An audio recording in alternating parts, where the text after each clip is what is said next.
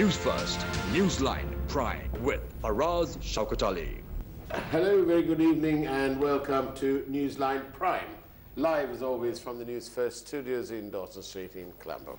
And this evening, following what some term as quite a victory for transparency, we've got the Executive Director of Transparency International, Mr. Asoka Faraz. Very good evening to you, Asoka. Good evening, Faraz. And a long time you haven't been on a program with me anyway. Indeed. And but you're here after the most welcome news that 5 members of Parliament have decided to release their, and have already released their asset declarations, which of course is, how would you describe it as?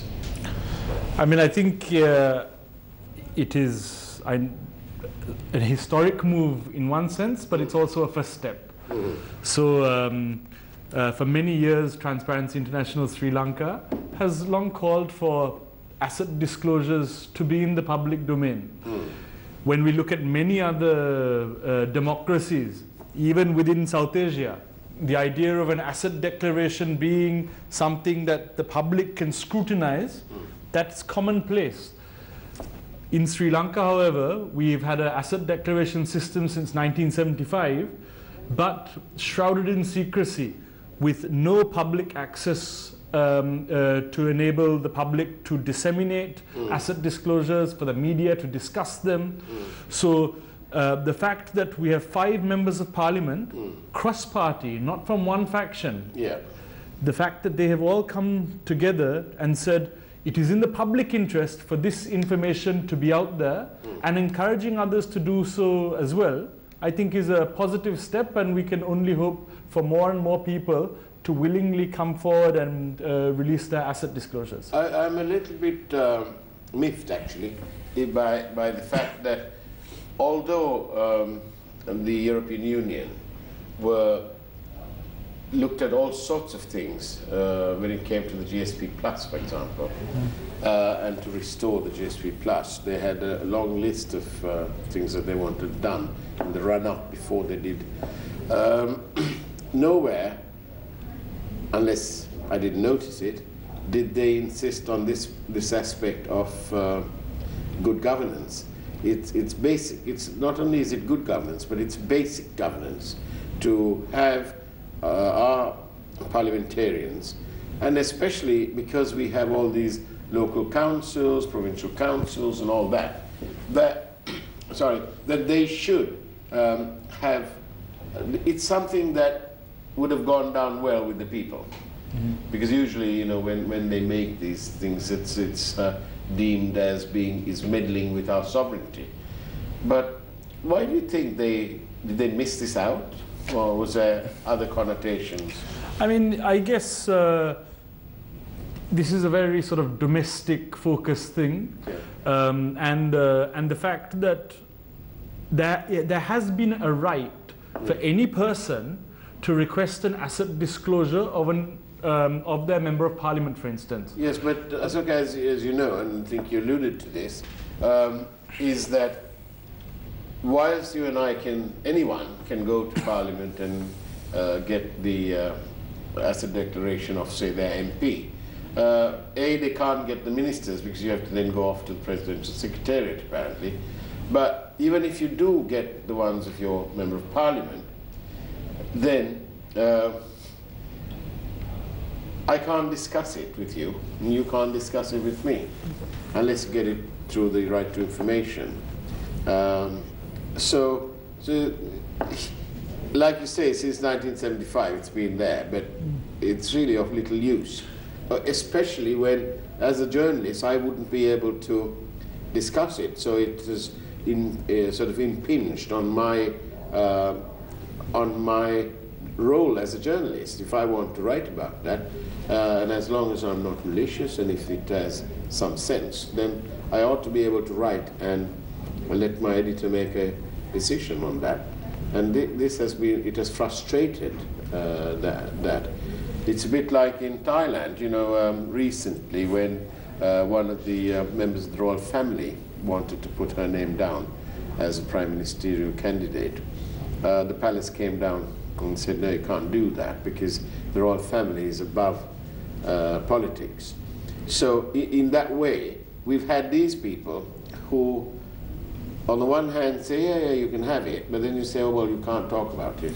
Indeed, and so I guess that really underscores the commitment of the 5 so far who have come forward and released their asset disclosures. If anyone watching wanted to go and refer to those declarations, they can go to tisrilanka.org/MP assets. Yeah.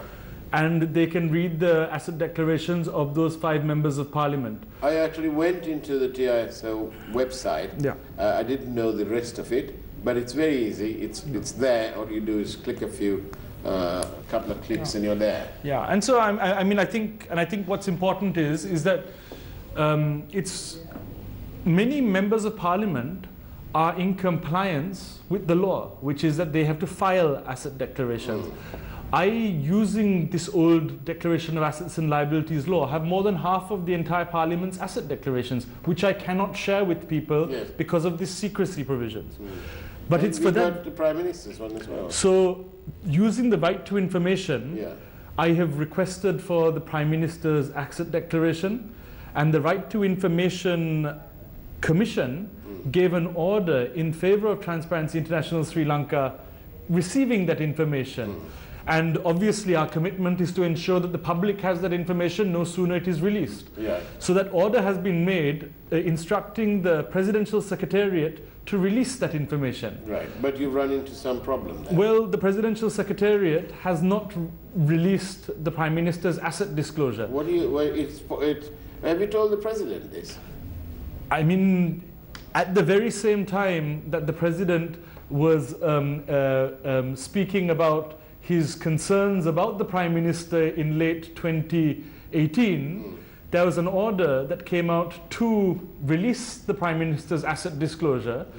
And not only is there a reluctance to give it, the Presidential Secretariat says that they will appeal it to stop the Prime Minister's asset disclosure coming into the public domain. And they have 1 month to appeal that. And we have checked the registry of the Court of Appeal on numerous occasions, and there is no sight of any appeal either within the time or after that. Like you say, have you tried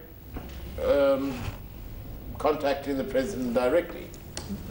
I know that the Secretary to the President is aware of this. I have spoken to the Secretary to the President on this matter. Because quite often you find that our leaders are insulated and kept away from the real problems.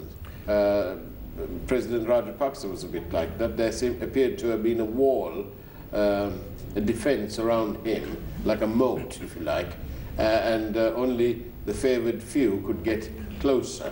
Well, actually, when I had requested an asset declaration of a cabinet minister from President Rajapaksa in 2013 or 2014, within 2 weeks I received that document. Right. So, I mean, my experience of using this law... And you were not shipped away in a white van? No, absolutely.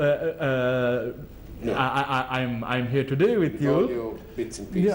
Yeah, indeed. But I mean, so President Rajapaksa complied with the law and provided that. President Sirisena, when I've used the Declaration of Assets and Liabilities Act provision, has not complied with it, and now with the Right to Information Commission order as well, there's non-compliance. So we are expecting the Prime Minister's asset disclosure, I think no one will ever come out and say that this is not in the public interest. Why is there a reluctance on the Prime Minister's part to why doesn't he not just release it like these other 5? Indeed, I think he should. He certainly should. He's Mr. Clean, after all. Well, he has, in the past, at a public forum, he said that he would release his asset disclosure, and he has no reluctance in doing that. And yet, when we've asked him to do that, he has not. When we've asked the President, who accuses the Prime Minister of a whole host of allegations, And when the Presidential Secretariat has an order which says that it should release that, they do not.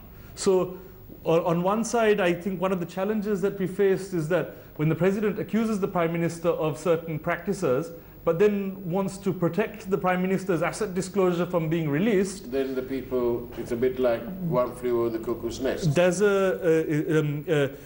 what it illustrates at times is that amongst the political class, challenging the hallowed turf that politicians stand on is considered a no-go area, which is one of the big things I would like to think that MPs coming forward and disclosing their asset declarations publicly is a real attempt at trying to change political culture. Right. And it's just the first step, but now more and more people are showing interest in doing so. So it's a good first step. Now then, what other things would you like to see change or amended or activated when it comes to the right to information? So, I mean, I think the Right to Information Act as it stands is exceptionally strong. I think the thing that I would say to lots of the viewers is that we have this sense of saying, no, that doesn't work, that won't work, that won't work. If you are committed to filing an RTI request, if it doesn't come at the first instance, just filing one more letter at the designated officer level, you will be astounded by how much information you can get that can assist you. This is not about trying to fulfill some bigger purpose or societal purpose. This is about assisting citizens. And we have seen in numerous occasions how the state, to be honest with you, doesn't really want to block information. 95% of the information held by the state, they're happy to give to citizens. It's not, there's no big secret. The thing that RTI does is it provides a mechanism and timelines by which information must be shared with people. And so we've seen this on numerous occasions. And I'll be honest with you, a lot of people in Colombo say, my goodness, this won't work. But actually, when we see all of the different people that we've worked with across the country, many of whom don't have a friend that they can call to give them a hand or something like that, they rely on the RTI, and that has yielded them significant results. So that is a key thing. The one other thing that maybe we'd like to see changed is that Cabinet has approved something called the Open Government Partnership Plan. And within that, they have committed by June of 2019 to having an electronic asset disclosure system. Because at the moment, there's lots of paper which is having to be filed here and there and everywhere. Putting it electronic means that it massively enables the public to also scrutinize this sort of information. I was going to come to that. Now, in Britain, all members, we can all go and check on their declarations, their members' interests and all that. But, and it's all done electronically. So I don't really see, and that's available for the world to see. Right? So over here, we don't seem to be able to do that. Do you foresee in the short term that this may happen in Sri Lanka? Well, I think the steps that we've seen yesterday illustrate that there are people within Parliament that feel that this information should become public. There's also a commitment by them as well at the press conference yesterday to say that the laws should also be changed to make this public information. At the moment, they are going beyond their legal requirement in doing this.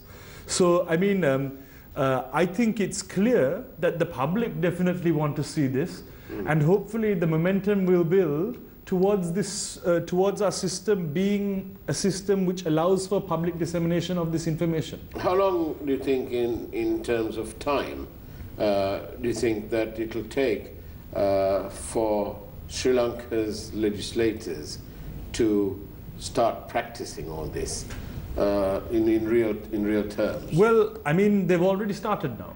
5. But 5 have started, but that's in the last 24 hours. And that's the first time that's ever happened. However, there needs to be higher level commitment to really driving through with something like this. And the thing is this, we'd like to hope that if people don't want to push something like this forward, they're also answerable to why they don't push this forward. Right. I mean, there's one important thing that we have to remember in this. Yeah.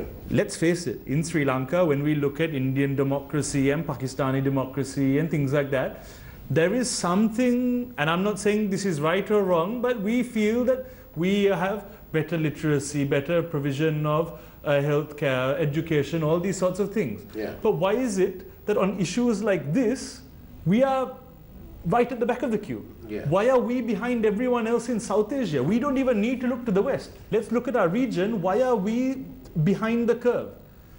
Asoka, I think you ought to be seated here and asking these questions, because this is exactly what I'd like to know as well. And I'm sure that the people would like to know why we are lagging behind in these matters. And it's a bit of a pity for one of Asia's oldest democracies to be so stuck, so backward when it comes to this sort of thing. It's a basic, isn't it? Yeah, and I mean, having seen more than half of Parliament's asset disclosures, I can assure you that the public will be very interested in the contents of those disclosures. Really? You start understanding how people come into politics. How do they fund it? I mean, let's face it. If people are spending 30, 40 million rupees to contest to get a job that pays them less than 100,000 rupees a month, Yeah. let's all accept immediately that it's financially illogical for people to be in Parliament. Yes, it's about 54,000 rupees a month. Yeah. Isn't it? So, in light of the fact that it is so financially illogical, why don't we then start better understanding the financial positions of the individuals who therefore come forward to take these roles? It is key, because there are huge decisions that they make about the future of the country, and they go into the financially illogical situation of actually contesting. Therefore, is what we're saying, therefore, that Parliament is only for elite wealthy people? Obviously not. No one will ever agree to that. But then we need to understand the financial interests that assist parliamentarians in getting into Parliament. That's why even issues around campaign finance, not even just about disclosing who pays for what for your campaign. Those are essential things that need to be explored going forward. Would you think it will happen in your lifetime, this thing? I think in my lifetime it will happen, purely because, I mean... because you're young. Indeed. So, I mean, when we look at Parliament, Parliament is full of people of my parents' generation. So, I mean, nature has to take its course as well. And pearly gates is always open. Yeah, but one would hope that even within Parliament, there will be leadership on this. And I think yesterday, seeing the 5 MPs, that's Vidura Wickramanayake, Honourable Tharaka Balasurya, Honourable Vasudeva Nanayakara, Honourable M.A. Sumandaran, Honourable Eran Wickramaratne, those 5 people have taken a first step. Honourable Ranjan Ramanayake, I've been informed, has also sent his asset declaration in today as well. To TISL, but they don't need to send it to us if they just publish it. That's going to be my next question.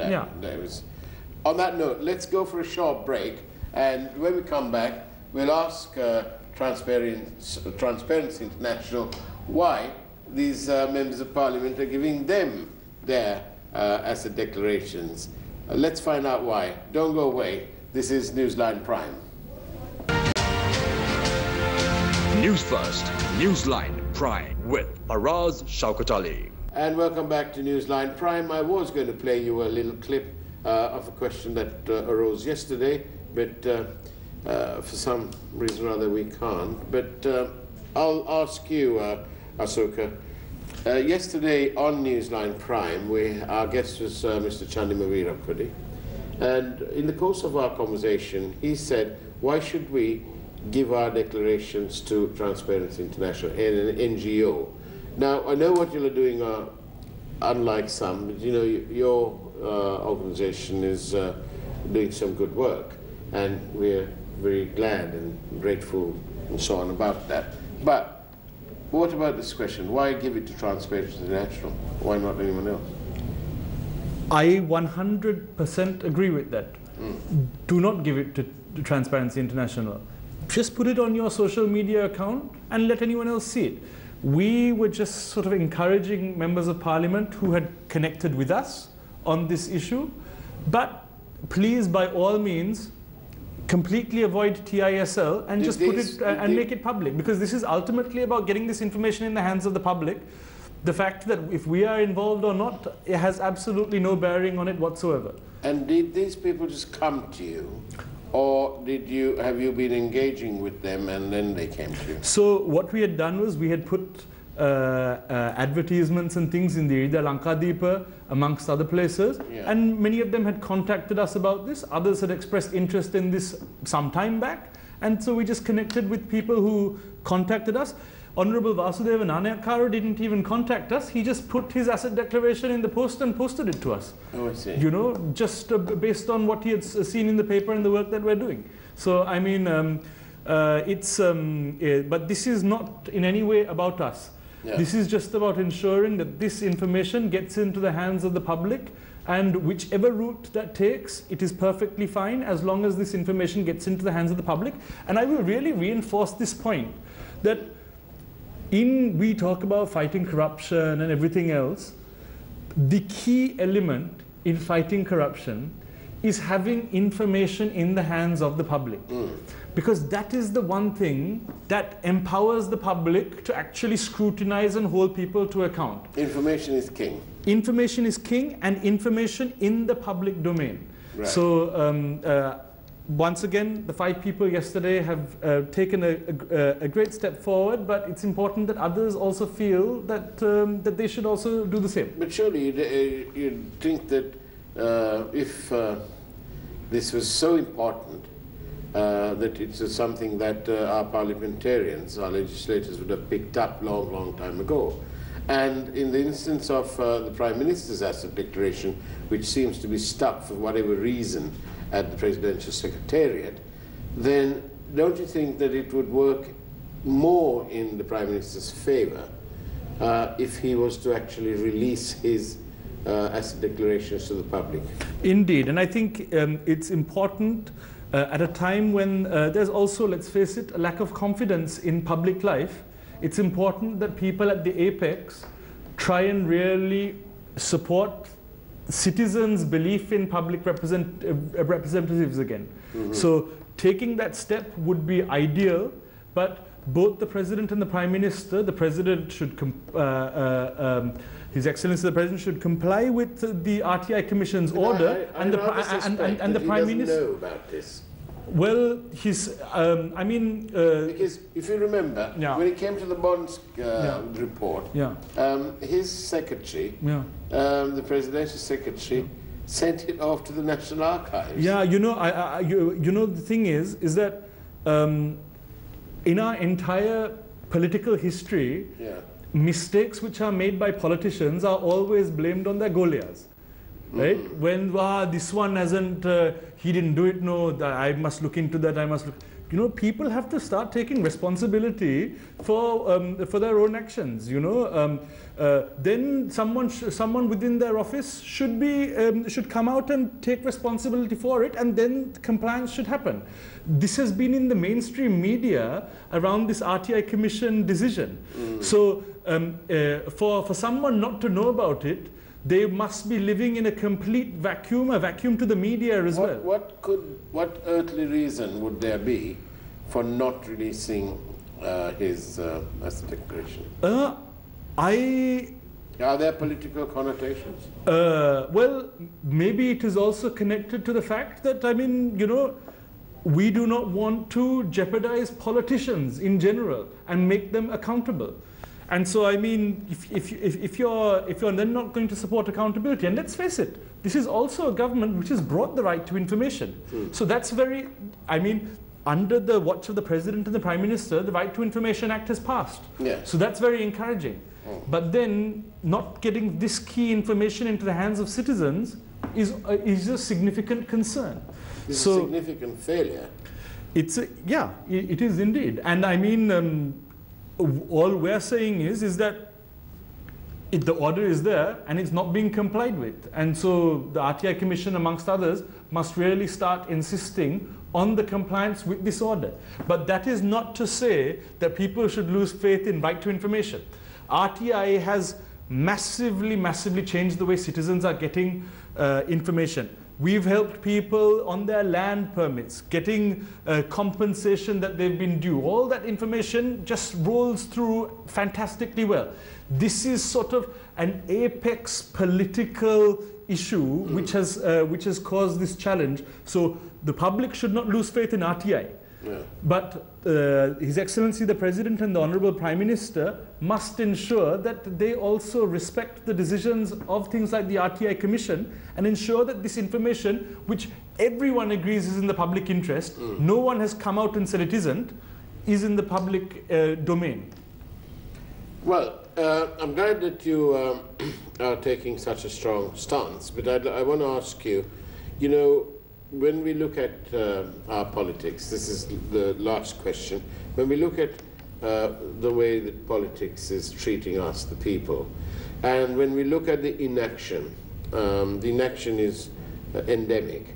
4 years into the bond scam, no real sign of it, any recovery process and so on, no accountability, no responsibility, it's just languishing. As indeed several other things are languishing. You know, what they promise us is not what they deliver. It's a bit like that Papal Mal business, you know. It doesn't bear fruit.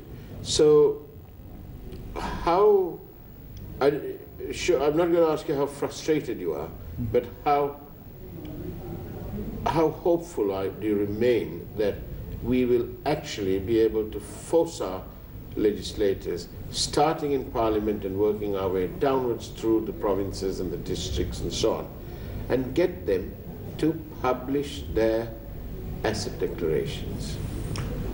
I think this should be a key thing before the next set of elections, whichever elections they may be. Will someone publicly say that this is my asset declaration, and if they don't, what should someone read into that? And let me tell you one thing, I'm not saying that, you know, in the asset declaration you get all the account numbers and everything of please redact, you know, an account number, that's fine, but just keep all the contents, you know, doesn't need to be like a personal information like an account number. But what if you do not, if you are unwilling to put that sort of information in there, what is the inference that can be derived from that? Indeed. Well, it's been marvelous talking to you, Asoka. Thank you very much for coming on Newsline. With pleasure. And we wish you even more good luck in your quest to bring about accountability and transparency, especially transparency, which is sadly lacking in this country. And I'm tempted to ask you another question, but I won't, yes, because I want it all back. So, Asoka Faraz, thank you very much. With pleasure. And, okay, I'll ask you the last question, because a viewer is asking that. Have you had any threats? No. No? No. Not, I don't mean you personally, I mean Transparency International. Some disgruntled politicians? I know that there have been people who have wanted our asset declarations, the over 120 that we already have, to be publicly released. And they say that that's in the public interest. However, the law is very clear that we are not allowed to distribute that. And a lot of pressure is sometimes put to bear on that. But I mean, we understand that things must happen within the law. So the law is the law. It's always a good notion. And so, right, so that you've had no real direct threats as such. That's also very good news. Yeah. Asoka Faraz, thank you very much for being on Newsline Prime. We really do appreciate it. Perhaps you ought to come on Face the Nation, where we can have more time to discuss these aspects. And that's the way it was, ladies and gentlemen, on Newsline Prime today. Wish you all a very happy weekend. And don't take too much of this to heart, will you? But bear it in mind when you choose your next member of parliament or your next councillor, because it all matters. And that's the way it is. Take care, have a great evening, a brilliant weekend, and God bless you.